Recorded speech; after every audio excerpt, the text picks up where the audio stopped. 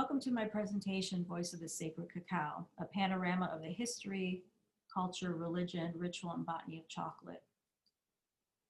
My body of work is on the subject of chocolate, or cacao, and it will embrace the history of chocolate and its culture and religious and ritual importance to the Aztecs and the Mayans in pre-Hispanic Mexico, and it will be about the botany of the cacao tree. With this body of work, I'm going to explore the origin of chocolate and its importance to the Aztec and the Maya, and why they believed cacao was sacred, and how they consumed it, and how it was used in their ceremonies and rituals, and the impact that it had on post-conquest Mexico and on European society.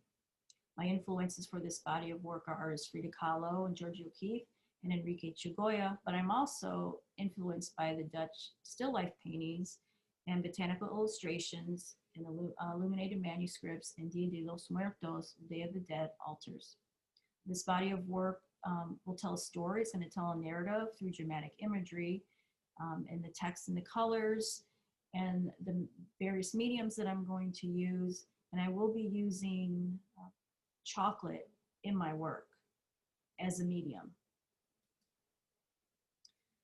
Cacao is native to southern Mexico and Central America. It's a tropical tree. It's an understory tree that thrives in a hot and humid climate. Its blossoms and pods grow on the trunk and on the sides of the larger branches of the tree. Swedish botanist Carl Linnaeus gave cacao the name, the cacao tree, the name Theobroma cacao. Theobroma cacao means food of the gods. And cacao comes from the Nahuatl word chocolato, which means bitter water. The Maya and the Aztecs believed cacao was sacred. They consumed it as a beverage. They buried it with the deceased royalty, and they also used it as currency. Now, some scholars believe that cacao was used as a vehicle for the Maya and the Aztecs to ingest psilocybin containing mushrooms. It's not hallucinogenic within the mushroom. And this would give them a vision of their gods, and what they experienced after drinking this psilocybin infused chocolate may explain why the Aztecs and the Mayans believed it was the food of the gods, and why only the royalty and the nobility could partake in the drinking of chocolate. And the bottom is the Mayan glyph for the word cacao. The fin that's in the comb that's at the front of the fish is pronounced ka.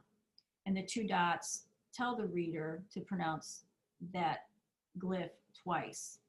So it's pronounced cacao, wa is the fish. The A at the end of the syllable wa is an echo vowel, which means that it is not pronounced. It's actually dropped.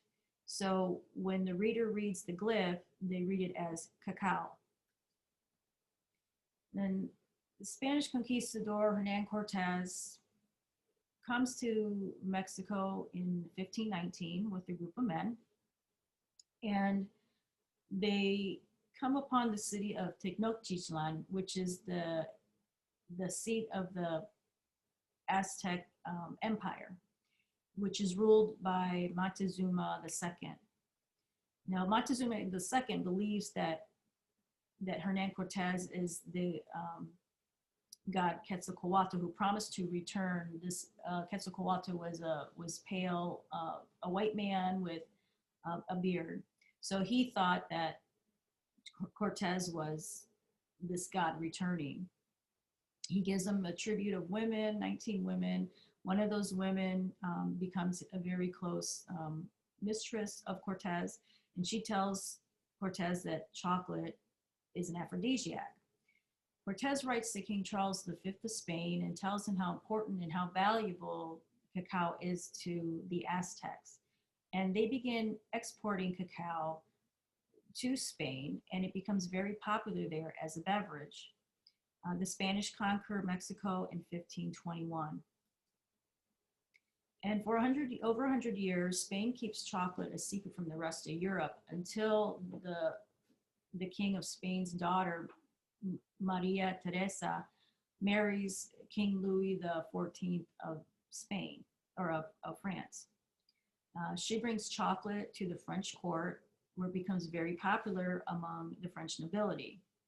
Over time, chocolate spreads throughout Europe, and it becomes very popular among Europe's elite class who could afford to purchase the cacao beans. The demand for cacao grew, and as it grew, the Europeans began planting cacao plantations in colonies located in regions where the trees would flourish. This is my work, Muerte por Chocolate. It means death by chocolate. It's a visual narrative about the history and culture of chocolate, from its indigenous roots and how it was consumed in early modern Europe and how it's consumed today.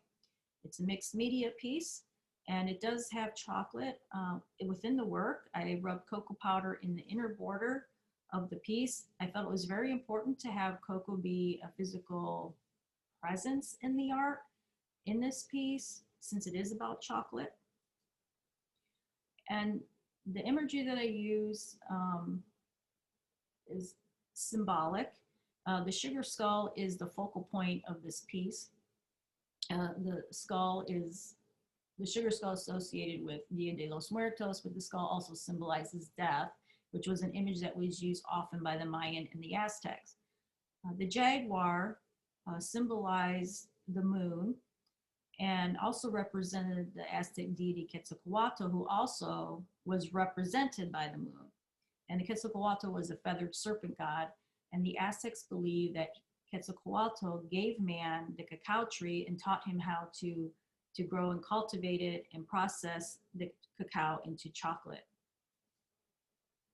Artist Frida Kahlo, her imagery, her paintings are full of color and Mexican imagery, and that has been a influence in my work.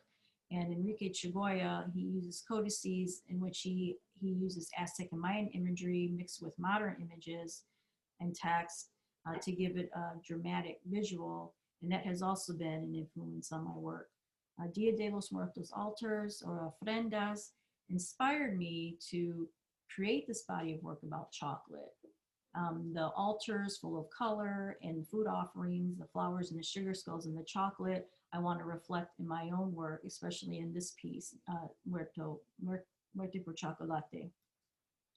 This is a piece I'm working on right now. It's about the pollination of the cacao tree. The cacao blossoms are the size of a dime, and they grow in clusters on the trunk and on the sides of the larger branches of the cacao tree. The insect that pollinates cacao is called the midge, and its size is 1 to 3 millimeters in length. It thrives in the forest floor in the decaying leaves. That's tiny size allows it to enter into the hoods of the cacao blossoms where the pollen is located. With this piece, I want to create a visual drama. So I enlarged the cacao blossom to fill up most of the space of the paper.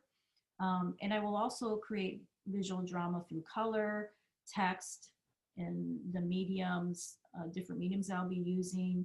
And I will also be using cocoa powder in this work as well. I'm going to rub it into the inner border where we'll also have text that will discuss the pollination of the cacao blossom and more information about the cacao tree, and also information about the midge.